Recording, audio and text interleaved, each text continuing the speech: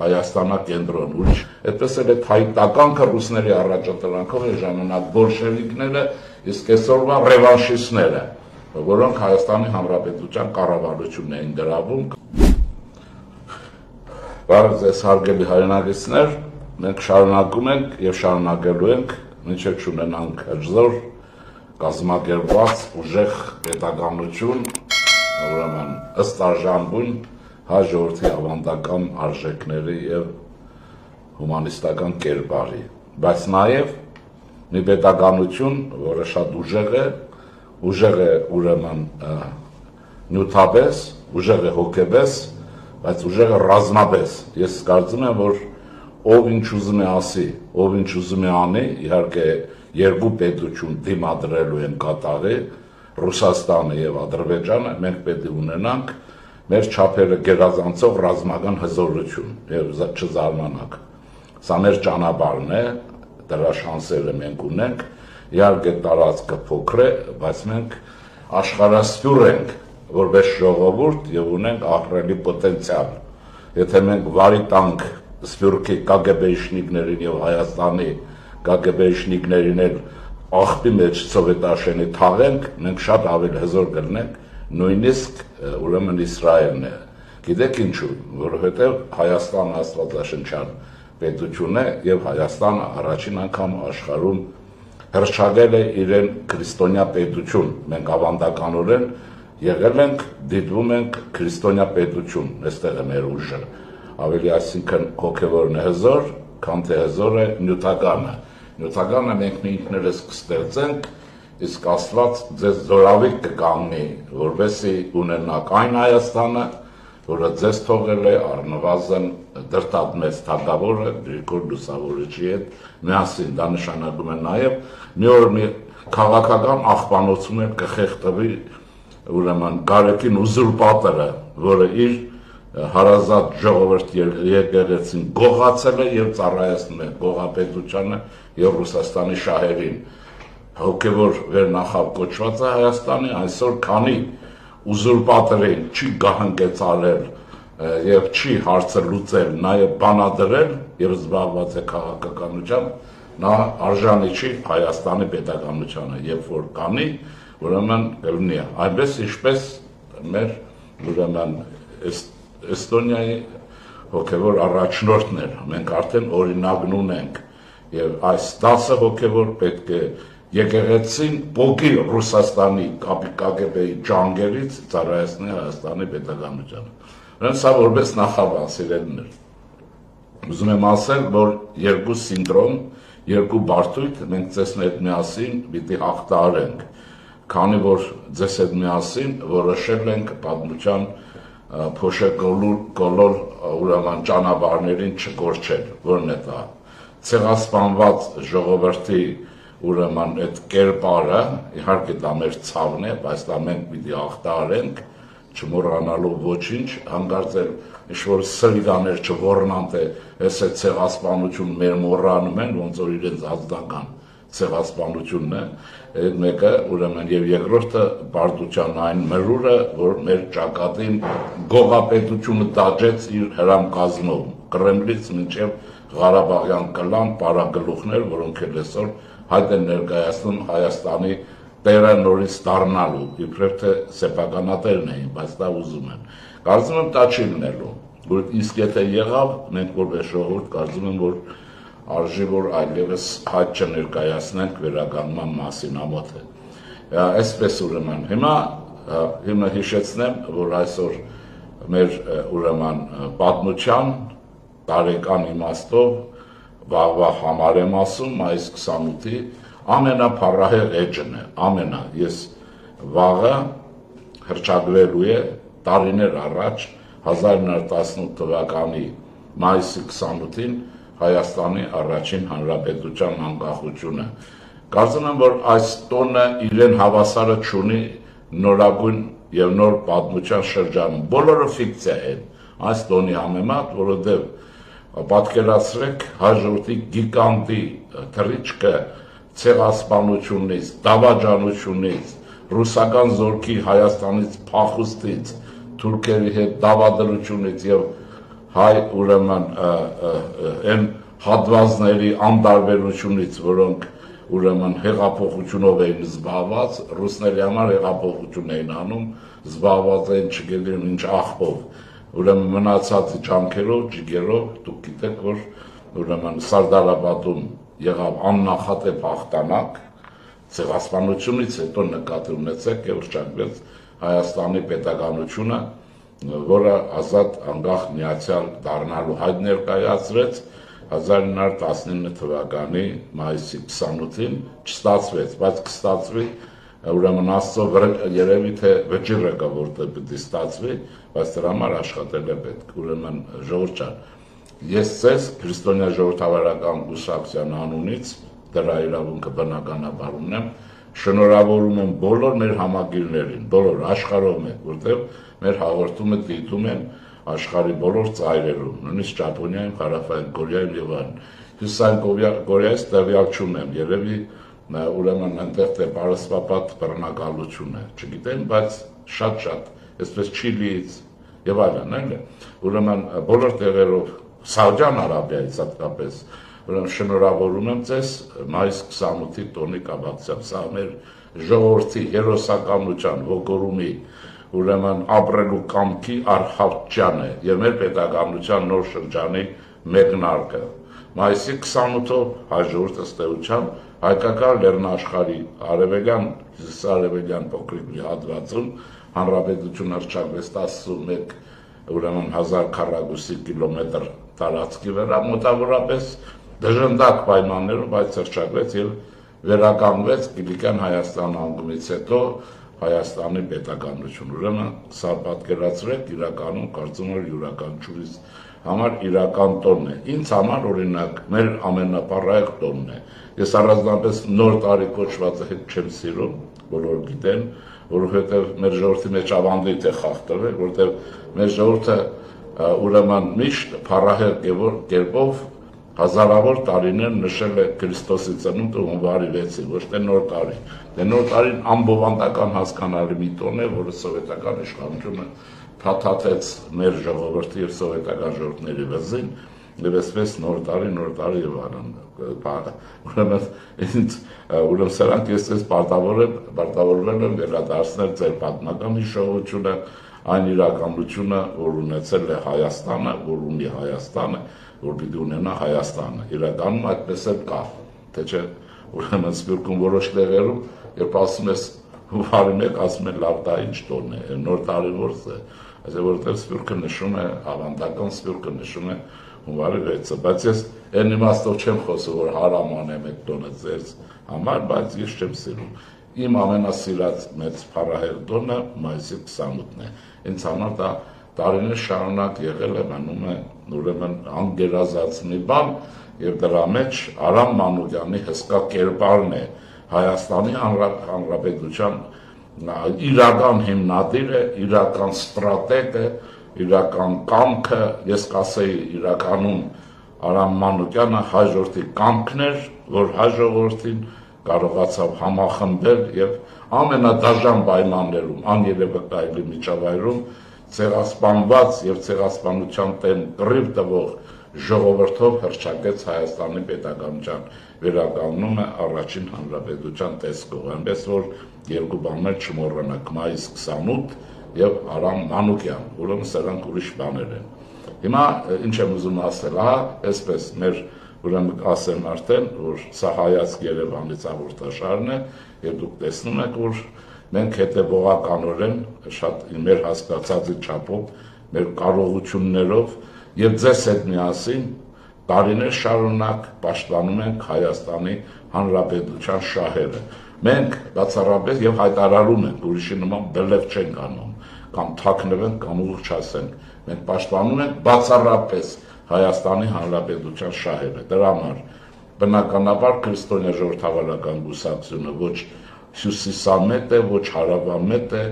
ոչ արևելամետ է, ոչ էլ արևմտամետ է, նա բազմավեկտոր իրականություն է, այնպիսի իրականություն, ինչպիսին հայ ժողովուրդը ինքն է։ Ուրեմն դրա համար մեր կարգախոսը շատ պարզ է, ես կուզենայի, որ դա ամեն մի հայ կարգախոսը լիներ, բայց իմ ցանկությունը այնպես չի որ ամբողջովին կատարվում է, ուրեմն որն է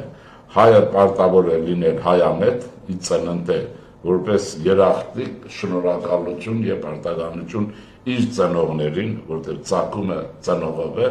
ուրեմն հայը պետք է լինի հայամետ, իսկ նրա աշխարհայացքը եւ ուրեմն աշխարհի ծավալման տեսակետը Հայաստանակենտրոն, ուրիշ ոչինչ չի կարող լինել, եթե դուք սա իրականության մեջ այդպես էլ կա, բայց մարդիկ խեղաչուրում են, մեկը արևելամետ է, մեկը արևելմուտքամետ, ես չեմ իմանում, մեկը Զանզիբար, մեկը Չինաստան, այսօր Ռուսաստանը մեռնում է, եւ շատով երևի մեր մեջ կհայտնվեն նաեւ ուրեմն Չինաստանամետներ, ես առաջարկում եմ այդ մետերով այլևս չզբաղվել, եթե մետեր բանը ուրեմն Հայաստանամետ, իսկ հայամետ, եթե մոլ ուրեմն սիթիներ, մոլեր, առևտրի կենտրոններ Երևանում, բայց ոչ այդ ուրիշ իմաստով մոլեր, եւ նույնիսկ թմրամոլ եւ այլն, բոլոր այդ ամենը չմերժեն լինել, ուրեմն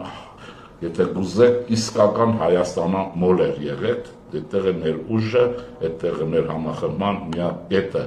ուրեմն ուրիշ կերպ չի կարող լինել, պատմություններ ցույց է տալիս։ Հիմա ավելի կոնկրետ բան ասեմ, որ իմանաք, որ պատմությունը ունի անակնկալներ եւ այդ անակնկալները ժողովուրդներն իրենք են կերտում, մեկը ոգեղեն հզորությամբ, մեկը հարկադրված, մեկն էլ լինելով ռուսամոլ, փախչում թողում է իր ծննդավայրը, որովհետեւ ուրեմն չի կարող մարդը լինել իր հողի վրա ուրիշամոլ, ով ուրիշամոլ է, նա չքվում է, նրան թրծնում են, ինչպես որ ձեր աչքի առաջ եղավ։ Դրա համար պետք է լինել միայն այնպիսի մոլ, ինչը կապված է հայության եւ Հայաստանի հետ։ Ուրեմն սա իմացեք, որ ճիշտ է, ես ասում եմ սրտի ցավով, բայց այդպես է, ինչքան կլնեք օտարամոլ, այնքան շուտ կազատեք հայկական լեռնաշխարհը, ձեր ծննդավայրը, ձեր տիրույթից եւ հաջորդ օրը կապացուցեմ, որ դա ձեր հողը չի, ինչպես այսօր Ալիևն ապացուցում է, որ Արցախի հետ հայությունը կապել չունի մշակույթն էլ է, ռուսներն էլ կենաց են խմում Կիրիլի գլխավորությամբ, գալիս հնարում են նոր քրիստոնեություն, նոր բան եւ այլն, ձեր աչքի առաջ ինչ ասեմ, ուրեմն դրանք, ուրեմն այսպես ասեմ, առաջին հանրապետությունը կարծում եմ պետք է լինի այն արժան, որը պատվանդանը, որի վրա զարգանում է մեր պետականությունը, բայց իմ ասած ճանապարհով եթե մենք գնանք, մենք տասնամյակների ընթացքում գուցե շուտ, գուցե դժվար է ասել ուշ, որտեղ դա միջազգային հարաբերությունների բարդ թնջուկ հետ կապ ունի, նորից կվերականգնվենք շատ ավելի ընդարձակ, շատ ավելի ուժեղ եւ այլն։ Օրինակներ ասեմ։ Ուրեմն առաջին հանրապետությունը Սարդարապետի հաղթանակից հետո 1918 թվականի ուրեմն մայիսի 28-ին հռչակվեց որպես պետականություն եւ ազգային խորհուրդը իրեն հռչակեց, ճիշտ է Թիֆլիսում էր գտնվում, բայց հետո վերադարձավ, իսկ Արամ Մանուկյանը Երևանում էր եւ կատարում էր ազգային խորհրդի կամքը, Երևանի ազգային խորհրդի որպես նախագահ, իրեն հռչակեց հայաբնակ բոլոր գավառներից, ուրեմն կառավարիչ։ Դրանց մեջ մտնում էին նաև այդ օրերին այդ Նախիբանը, Կարսի մարզը, ուրեմն Նախիջևան շարուրը, Արցախը եւ այլն։ Ուրեմն բայց մեզ հաջողվեց այդ ճակատամարտով ընդամենը զենքի ուժով ունենալ զենքի տիրույթի տակ 11-ին մոտավորապես հավասար տարած 11,000, այսինքն երկու անգամ, 2.5 անգամ Հայաստանի այսօրվա հանրապետությունից ուրեմն փոքր կամ գրեթե այսօրվա հանրապետության 3 չափը, դժբախտաբար մենք նույնիսկ նրա 3 չափը չունենք, բայց ինչպես ասում էր Հայաստանի պարլամենտի ժամանակվա ուրեմն փառահեղ ղեկավարը Ավետիք Սահակյանը իր բացման խոսքի մեջ, որ սահմանները հավերժ չեն, սահմանները փոփոխական են եւ Հայաստանը ուրեմն պատմության որոշումի կամքով պետք է ընդարձակվի եւ 2 տարվա մեջ հիշեք բարեկամներ 1920 թվականի ամռանը արդեն օգոստոսի շրջանում Հայաստանը որոշ հաշիվներով ուղղակի ես լավ չեմ հիշում 61 թե 71,000 քառակուսի կիլոմետր տարածք ուներ, ընդարձակվել էր ամենաքիչը 5 անգամ, իսկ ամենաշատը 7 անգամ եւ ահա սա ռուսի աչքը համեց Ռուսի աչքը հանեց, ասում եմ, որովհետև անպայման հենց սադրեց եւ Թուրքին հարձակում, Թուրքի միջոցով հարձակում կազմակերպեց առաջին հանրապետության վրա, այդ տան նկատի ունեցեք, առաջին ուրեմն սադրիչը Ռուսաստանն էր եւ Սևրիչ առաջինը ուրեմն Հայաստանի Հանրապետությունից Ռուսաստանը պահանջեց հրաժարվել Սևրիչ, չնայած մարդիկ գիտեն թուրքերն են պահանջել, ոչ, ուրեմն դա պահանջել է ուրեմն Չեչերին կոչված աղբը Լեգրամի թելադրանքով Լենինին, ուրեմն այսօրվա կարող եք ասել Կոպիրգինը Լավրովին, Պուտինի միջոցով, այսպես էլ եղավ, ուրեմն առաջինը Սևրից հրաժարվելու պարտադրանքը Ռուսաստանն է ներկայացրել այն ժամանակ, երբ հայ տականքը, ինչպես այսօրվա տականքը Շուշին կազմակերպեց եւ մեր զինվորների գլուխն ուտելով Շուշին հանձնեց ուրեմն պաշտպանությունը ուրեմն քայքայեց դրանց մի մասը Երևանի փողոցներում որպես ազգային դավաճաններ իրենց կարծիքով հերոսներ թափառում են ափսոս որ չեն դատվել որոնց վերաբերյալ քրեական գործեր կան այդպես էլ այդ հայտականքը ռուսների առաջադրանքով է ժամանակ բոլշևիկները իսկ այսօրվա ռևանշիստները որոնք Հայաստանի Հանրապետության կառավարությունն էին գրավում կառավարության շենքը 20 թվականի նոյեմբերի 9-ի 10-ի գիշերը ուրեմն նույն բանն է եղել ահա հայտականքը կազմակերպեց Կարսի ամրոցի պաշտպանության տապալումը որից հետո թուրքական ճանապարհը բացվեց Հայաստանի Հանրապետության սիլ դեպի Ալեքսանդրապոլ, դեպի Էջմիածին, դեպի Բայազեդ եւ այլն, այսինքն Կամո եւ բան այդ Կավառ եւ այլ շրջաններ եւ այսպես մի խոսքով Հանրապետությունը տապալվեց հայտականքի ձեռքով ռուսի ներշնչանքով։ Հիմա այդ տականքը տեսեք, մի անգամ լինում է բոլշևիկ հայ մասին խոսք, այդ տականքը, մի անգամ լինում է ուրեմն մենշևիկ, այսօր ռևանշիստն է, որ գիշեր ցերեկ իշխանապողություն պառաճելով փողոցներում գոլորշի անում է, ցեխի մեջ, ուրեմն ամբիոններում եւ այլն, դուք ձեր աչքով տեսնում եք, բայց ինչ է, ուրեմն հայ տականքի գույնը փոխվում է, մեկ բոլշևիկ, մեկ մենշևիկ, մեկ ռևանշիստ, բայց մեկը ինքը էությամբ մնում է արմյաշկա, այսինքն հայուկ, որոնք ատում են սեփական անկախ պետականությունը,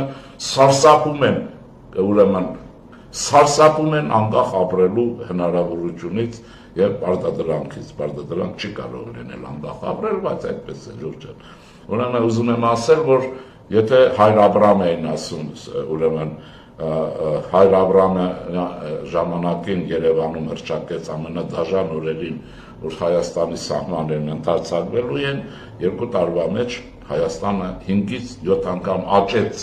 եւ երախտիկի խոսք ունեմ ասել, ձեզ հետ միասին կարծում եմ, շնորհակալություն այն սերնդին, որ կերտեց Սարդարապետը եւ Հայաստանը գոլոշիացման իր բառացիորեն վիճակի մեջ, ուրեմն հռչակեց Հայաստանի պետականությունը Արամ Մանուկյանի հսկա կերպարով։ Ուրեմն ես կարծում եմ, որ սա պիտի մնա մեր յուրաքանչյուր քաղաքացի, հատկապես դպրոցական Արամ Մանուկյանի կերպարի հետ պիտի քայլի Հայաստանի դաշտերով, ձորերով, այգիներով եւ պետականության հետ։ Դա մեր մենք լավ չենք հասկանում, հատկապես իրար հաջորդող իշխանություններ Արամ Մանուկյանի կերպարը չեն կարողանում հասկանալ, մեջը հավանաբար նախանց կա, կարող է ուրեմն ուզում են Արամ Մանուկյանի բարձրության լինել, բայց նման անձերի ուրեմն կերպարները եզակի է լինում։ Հաճախ եւ պատմությունը չի իմանալ փաստարկ վերելը, ոչ մի փաստարկ չի, դարժեք չունի, չգիտեք սովորեք, այդքան բան։ Ուրեմն ինչ եմ ուզում ասել, ահա այդ հանրապետությունը ընդարձակվեց, ունեցավ լավ բանակ, ունեցավ նաեւ լավ դավաճաններ, որոնք կարողացան Կարսը կազմակերպել, Թուրքին հանձնել, որտեղ այդպես էր ուզում Կրեմլը, ինչպես որ Շուշին եւ Արցախը ուզում էր Կրեմլը վերադարձնել ուրեմն Ադրբեջանի թրքությանը, ինչպես որ հիմա էլ գրում են ասում են էթնիկ ադրբեջանցի, նա հարց են տալիս, էթնիկ ադրբեջանցի այդ տխմարությունը ով է հնարել, ով է էթնիկ ադրբեջանցին, ով կարող է բացատրել դա ինչ է նշանակում, բայց արդեն մեր գրականության ցանկի մեջ են ընկնում։ Հիմա խոսակցության լեքսիկոնի մեջ Հիմա այսքան ինչ եմ ուզում ասել, ուրեմն հանրապետությունը ընդարձակվեց, հանրապետությունը հետո ենթարկվեց ռուսական ագրեսիայի թուրքի կազմակերպման տեսքով եւ հայ-թուրքական Հայաստան-Թուրքիա պատերազմում Հայաստանը հերթական անգամ ջախջախվեց եւ օկուպացվեց ուրեմն դեկտեմբերի 2-ին ռուսական Կարմիր բանակի ուրեմն ուժերի շնորհիվ ասեցի հայ տագանքի դավաճանության չկռվելու եւ ժողովրդին ու բանակին քայքայ աշխատանքի տանելու հետևանքով եւ հետո մենք ունեցանք մի երկու տարի աճ ու ձախով ուրեմն մենք ունեցանք 31 ամբողջ քանի 10-ական չափով Հայաստան, այս մնային Հայաստանը որ այսօր կա, որպես պետականություն մոտավորապես այդ կանը հայ առաջին ուրեմն Կոմբուսի առաջին քարտուղարներն էլ 3000 վաճառեցին Թուրքին եւ այսպես ադրբեջանցին նկատի ունեմ, հիմա մենք ունենք 29 ինչ որ ասում են պաշտոնական։ Բայց հիմա ես չմոռանամ ասեմ, որ չասեք մոռացավ, ում ունեմ երախտիկ արտահայտելու դաշնակիցներին, նրանց մեջ առաջին հերթին Անգլիային, ուրեմն ռուսների ատելի Անգլիային, ռուսների համար եւ հայ ռևանշիստների ատելության սուբյեկտ Անգլիային, Անգլիան էր, որ 15 թվականի ապրիլի շրջանում Հայաստանի առաջին հանրապետությանը օգնեց միացնել Կարսի մարզը Արդահանի Օլթեի շրջաններով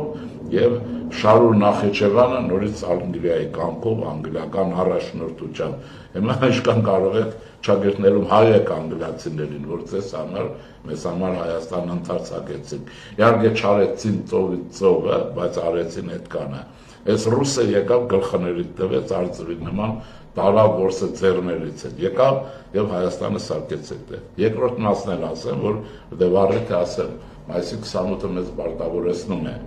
Ուրեմն ամերիկացիների ջանքերով, ամերիկացիների 19-20 թվականներին Հայաստանում ինչքան ես հիշում եմ 5-6 որբանոցներ բացվեցին, ամենախոշորն իհարկե Ալեքսանդրապոլում,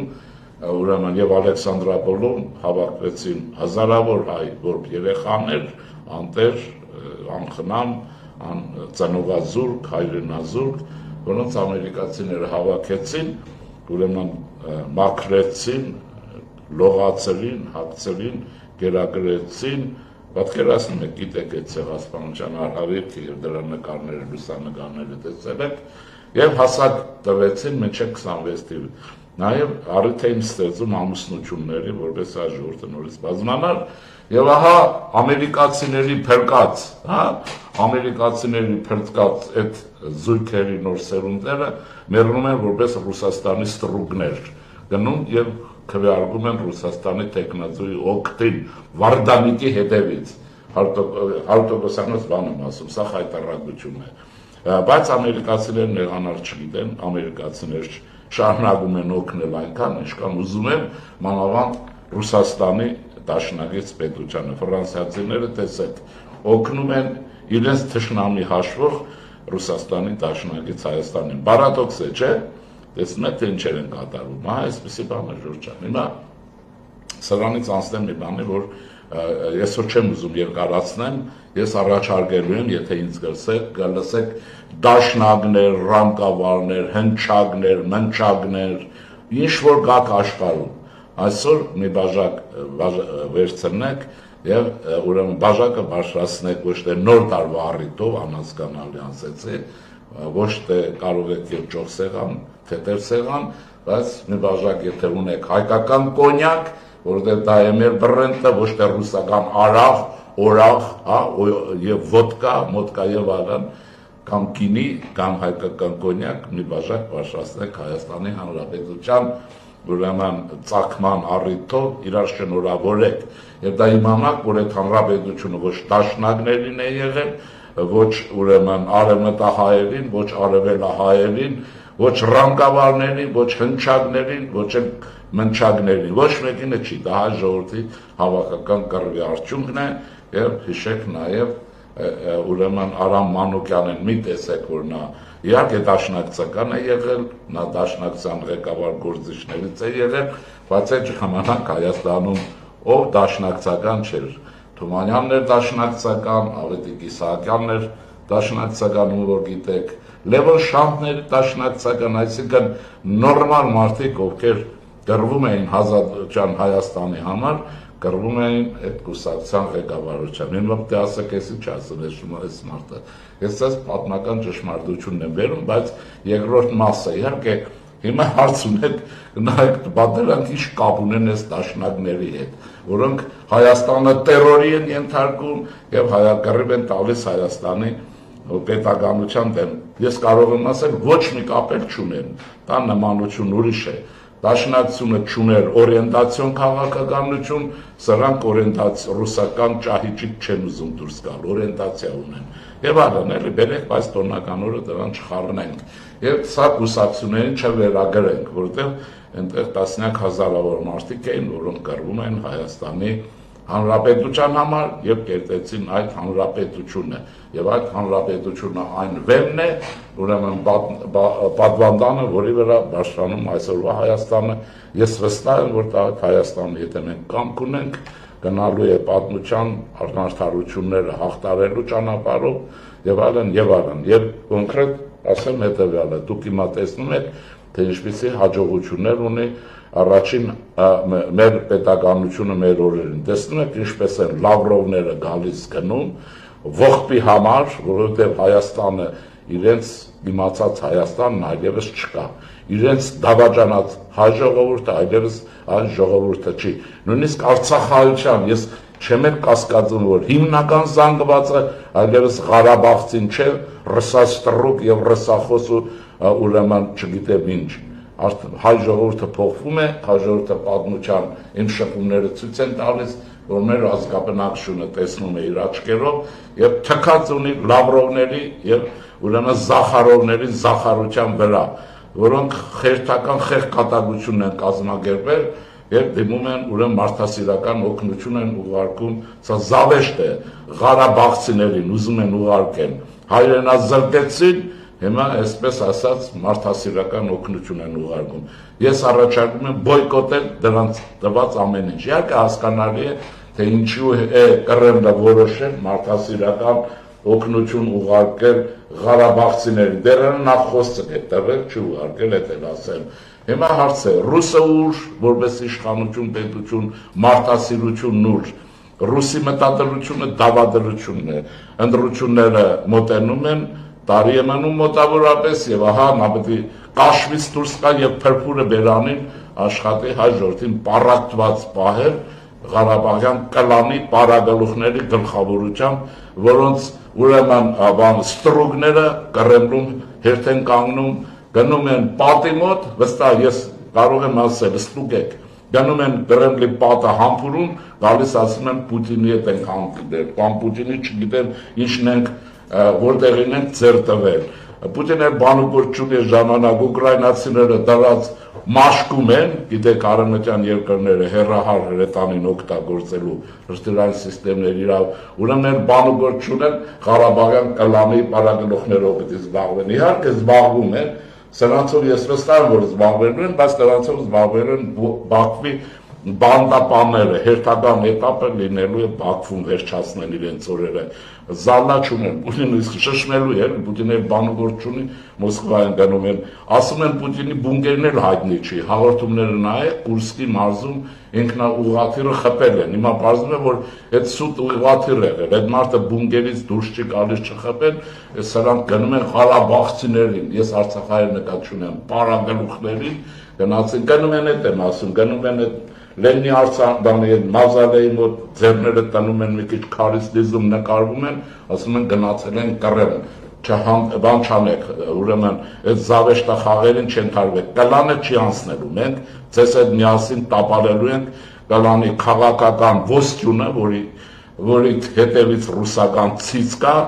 եւ ուրեմն վերջնականորեն մենք պետք է կարողանանք մեր պետությունը տանենք զարգացման ճանապարհով։ Դա ուրիշ բան է։ Կարծում եմ, որ պետականության համար ամեն ինչ արժե անել, մայիսի 28-ը պարտավորեցնող է։ Դուք տեսնում եք ինչպես են իրար հերթով Հայաստանն արժևորում տարբեր պետություններ։ Առաջինն ասեմ, հիշեցնեմ, սրանով վերջացնեմ այսօր։ Իմ տրամադրությունը տոնական է, կուզենայի, որ իմ տրամադրությունը փոխանցվեր ձեզ, ինչպես որ երբեմն ձեր խնդիրները ինձ սպանում են եւ ես ենթարկվում եմ բնականաբար ձեր տրամադրությանը, բայց այսօր դուք պետք է ենթարկվեք իմ տրամադրությանը, մայիսի 28-ի առիթով։ Ուրեմն Հնդկաստանից եկավ հաղորդագրություն այն մասին, որ իհարկե Հնդկաստանը Հայաստանի ուրեմն մատակարարն է, զենքի առաջին մատակարարն է, երևի թե այդպես ասեմ, որ շատ հստակ չլինի զենքի մասին խոսելուց, մենք պետք է միշտ անորոշ խոսենք, բայց ասում է, որ հնդկական աղբյուրն է ասում, որ այդ համագործակցությունը առևտրից դուրս է եկել սերտ համագործակցության որակական նոր մակարդակ, սա բոլորովին ուրիշ բան է, ինչ որ մի քանի տարի ձեզ ասում էի, որ մեր զենքի առևտուրը կամ մատակարարման հարցը դեպի մեզ պիտի որակ նոր ձեռք բերվի եւ վերածվի Հայաստան-Հնդկաստան տեխնիկատնտեսական համագործակցության եւ դա ստացվում է, որի համար ես ձեզ շնորհավորում եմ, մարտի մայիսի 28-ը ինձ պարտավորեցնում է որոշ շնորհություններ ասեմ։ Ահա թթված դեմքով Հայաստանն է գալիս, ուրեմն Ուկրաինայում ջնջխվող պետության բանը, չգիտեմ որպես ինչ, իբրև թե եկել էր ինչ ասել, եկել էր տեսնել հաջորդը մարսել է Ռուսաստանի դավաճանությունը, թե չէ, տեսավ որ չեն մարսել եւ այսպես թքած ունենալով այդ պետությունների հետ Հայաստանը ավելի սերտացնում իր հարաբերությունները եւ պատահական չէր որ Հայաստանում Ֆրանսիայի արտգործնախարարը հայտարարեց որ Հայաստան-Ֆրանսիա հարաբերությունները ձեռք են բերում ստրատեգիական դաշինքի բովանդակություն եւ ասեց որ դաշնակիրը մշակվում է ել ինչ եք ուզում վերականգնվելու համար չեմ ասում որ բարձր տնտեսական ռազմական եւ այլ համագործակցությունները խորանում են Հայաստան-Ֆրանսիա, իսկ որտեղ այս օրերին Ֆրանսիա, ասեմ ձեզ, ինչպես ասում են, հարուստն էլ հետն է, ուրեմն այնտեղ նաեւ Գերմանիա է, եւ դուք տեսնում եք, որ ռուսական ագրեսիայի ճանապարհը փակրելու ուրեմն առումով ոնց որ թե առաջնությունը տեսնելով պարոն Տրամփի տատանումները Գերմանիան իր ձեռքն է վերցնում եւ ասում են, որ անգլիացիներին տալիս է այն Տաուրուսը, որից ռուսները սարսափում են, նաև իրավունքը խփել Ռուսաստանի ռազմավարական ցանկացած օբյեկտի ցանկացած տեղավայրում, մինչև այդ արգելում են չէին տալիս։ Ուրեմն այսօր ձեզ մեզ համար քրիստոնյա ժողովրդավարական կուսակցության առումով մենք ունենք այստեղ կողունակ լինելու եւս առիթ, որովհետեւ այս կուսակցությունը որպես մոդելային կուսակցություն ստեղծվել է Գերմանիայի ԿԴՄ-ի կամ քրիստոնյա դեմոկրատական միության մոդելով ես նմանությունը նկատի ունեմ, իսկ այսօր Գերմանիայի կանցլերը ԿԴՄ-ի նախագահն է եւ շնորհավորում եմ կուսակցության անդամներին, ուրեմն որ այդ պատեհությունը կա, Միացյալ Նահանգներն տեսնում եք որ լավ կամ վատ կա եւ այլն այսպես շատ չեմ ուզում շարունակեմ կան նաեւ այլ հաջողություններ քանի որ տոնական է օրը ասեցի որ որակ է ձեռք բերում բայց որակը նոր մեր հարաբերությունների մենք պետք է լսնենք արագ մեր աշխատանքով մեր ձգտումներով մենք պետք է մեր երկիրը ռեֆորմի ենթարկենք տակից վրա եւ այստեղ մի բան ասեմ ամփոփիչ հետեւյալը ես դիմում եմ ձեզ բոլոր վայրերում հայ ժողովուրդ առանց մշակութային վերականգնման ոչ մի հաջողություն դեռևս աշխարհում որևէ ժողովուրդ չի ունեցել։ Ես նկատի չունեմ ադրբեջանցիների նման ամոֆ անհասկանալի մի զանգվածի, որը մի օր թուրք է, մի օր պարսիկ է, մի օր ադրբեջանցի է, մի օր աղվան է, հետո երևի պակիստանցի պիտի հռչակեն առաջիկա, որտեղ Պակիստանի հետ մոտիկ են եւ մշակույթ է որոնում։ Ես մշակութային ժողովուրդներ նկատի ունեմ։ Ուրեմն Հայաստանի Հանրապետության ողջ տարածքում մշակութային տները պիտի վերականգնվեն, կուլտուրայի տները, այդպես ասեմ, կուլտուրանը չուրախանակ ռուսերեն բառ, լատիներեն է, այդ գիտեն թե կուլտուրայի դու որ ասում են, ուրեմն մշակույթի տները պիտի վերականգնվեն, գիտեք որ մի քանի հաղորդում, մի քանի շաբաթ ես տվել են տարբեր տեղեր, նույն տխուր պատկերն է, գողապետության ավազակները, ուրեմն գողապետության որ գրամոլները եւ Գվարդյան, Ղարաբաղյան կլանի Գվարդյան փչացրել է Հայաստանի մշակութային կյանքը։ Այդ շենքերը պիտի վերականգնվեն։ Տարբեր ձևեր կան, իհարկե կառավարությունը դրանք պիտի ինվենտարիզացիայի ենթարկվի, հաստատագրի, որտեղ ինչ է մնացել, որտեղ այնտեղ կան մշակութային սովետական տարիների ճարտարապետական ուրեմն տիպային կառույցներ, շատ ափսոս է, ուրեմն դրանք պիտի ինվենտարիզացիայի ենթարկվեն եւ վերականգնվեն։ Մի մասը հավանաբար համայնքների ուժերով մի մասը սուբսիդիոն այդպես վերաբերմունքով ծրագրով, մի մասը նաև համայնքի գործարարների, ասենք ջերմուկի նման տեղը կարող է որևէ մի օլիգարխ ջերմուկցի, ոչ թե հայտնի լինի աշխարհում, ուրեմն որ սա այս ձևի տղա է ջերմուկցի, այդ ջերմուկի այդ տղեն պետք է գումարները դնի, այդ հիմնարկները վերականգնի մշակույթի տները, նաև պետության աջակցության, նայած ինչպես, այսպես տարբեր հնարավորություններ կան, բայց ես կրկնեմ մի կոչ, որ արել եմ, ով որ Շիրակի գոտում, հատկապես Անի Պեմզայի եւ այլնի գոտում գործարարներ կան, ասեմ, որ ամոթ է, եթե կան միլիարդատերեր, թեկուզ դրամով, ուրեմն վերականգնեք Անի Պեմզայի մշակույթի տունը, խայտառակություն է, ուրեմն միշտ վանք եկեղեցի կառուցելով չի, ուրեմն մշակույթի տները պիտի նման տեղերում այդ աղքատության մեջ լուսավոր կետեր պիտի ստեղծել, որովհետեւ մեր երիտասարդությունը զբաղվի ուրեմն այդ աշխարհբաներով, մշակույթի տներով, գնա կրթություն, դաստիարակություն, գիտեք էլ սովետական տարիներին դրանք հրաշալի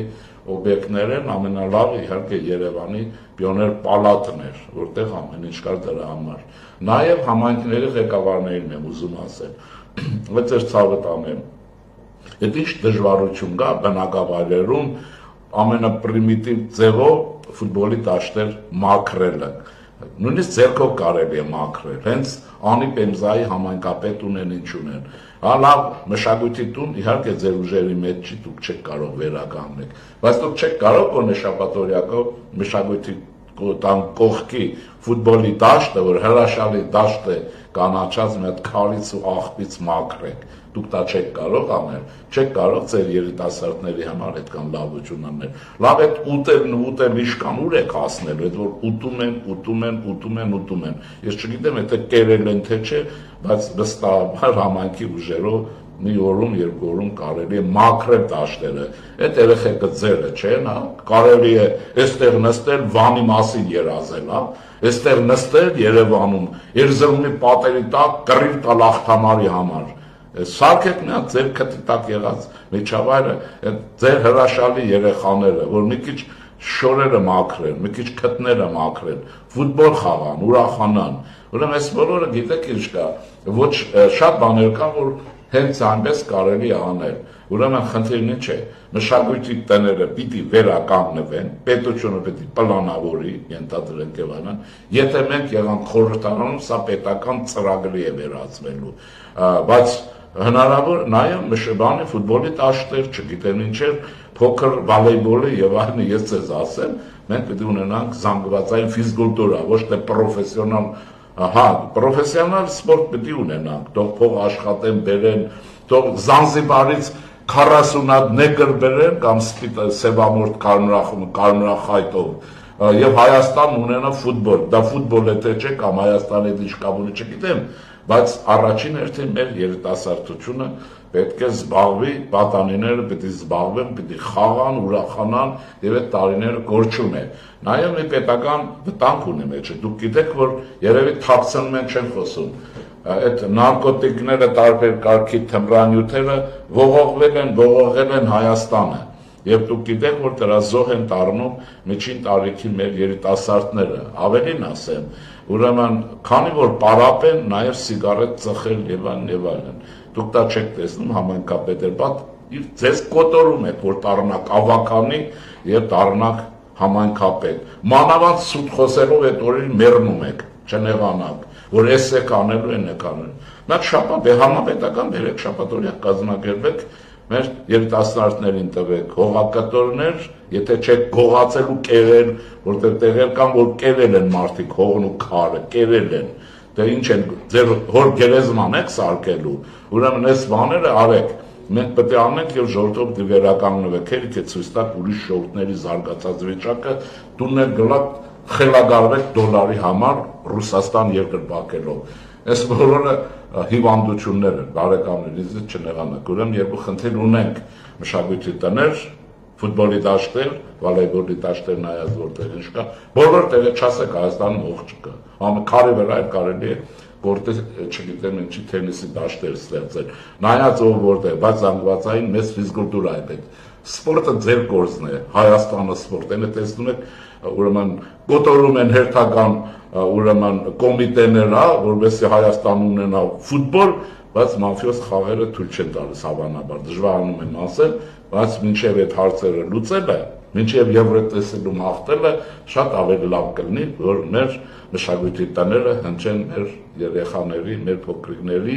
մեր միջին ավագ սերնդի եւ այլնի, ուրեմն երկու երաժշտություն ժողովրդական։ Հիշեցնեմ մի բան, եւ դա հնարավոր է, դա ինձ ասեցին, ուրեմն